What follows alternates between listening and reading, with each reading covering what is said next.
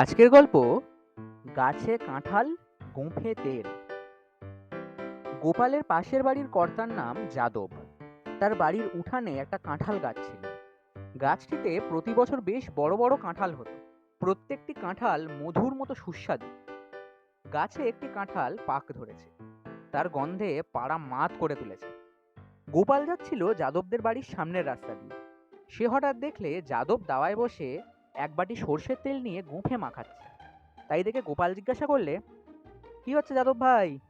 যাদব বললে, গাছের বড় কাঁঠালটাতে পাক ধরেছে বুঝলে, তাই গোঁফে তেল মাখিয়ে রাখছি।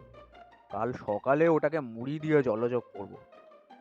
গোপাল বললে, একটু বেশি করে মেখে রেখো ভাই, তা না হলে গোঁফে আঠা জড়িয়ে যাবে। হঠাৎ সেদিন রাতেই কাঁঠালটি চুরি হয়ে গেল। পরের দিন যাদব গোপালকে ডেকে দুঃখ করে বললে, জানো গোপাল ভাই, আমার গোঁফে তেল মাখানোই সার হলো। কাল রাতে কাঁঠাল চুরি হয়ে গেছে।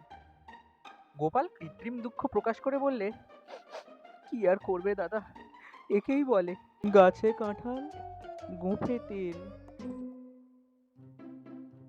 পরবর্তী গল্প, আলুর গুদাম কবে পুড়বে।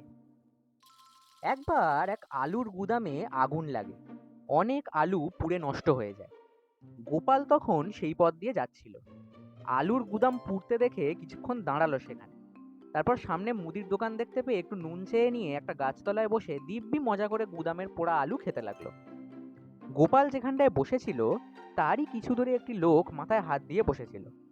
গোপাল পোড়া আলু খেতে খেতে তার কাছে গিয়ে জিজ্ঞাসা করলে, মহাশয়, আপনি কে? মাথায় হাত দিয়ে বসে আছেন কেন? লোকটি বলল, ভগবান, আমি ওই গুদামের মালিক। আমার আরো 4টে আলুর গুদাম আছে। এটা হঠাৎ পুড়ে গিয়ে আমার খুব ক্ষতি হয়ে গেল।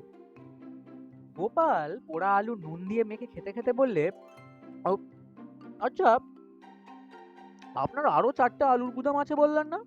তো সেগুলো কবে পুড়বে?" গুদামের মালিক গোপালের মুখে এই অলক্ষণে কথা শুনে তাকে মারতে তাড়া করলো। গোপাল বেগতিক দেখে পালিয়ে বাঁচল। আজ আপনারা শুনলেন গোপাল ভাঁড়ের 2টি গল্প। এরকম আরো অনেক গল্প শুনতে প্লিজ লাইক, শেয়ার এবং 12 আনা বাঙালিতে সাবস্ক্রাইব করতে ভুলবেন না।